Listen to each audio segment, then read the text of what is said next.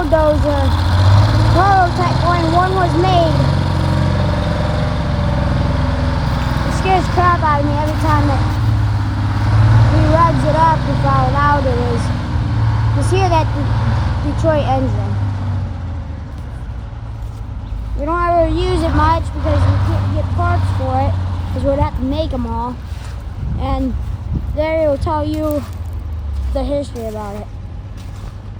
This is a 1955 or 56 Euclid wheel dozer.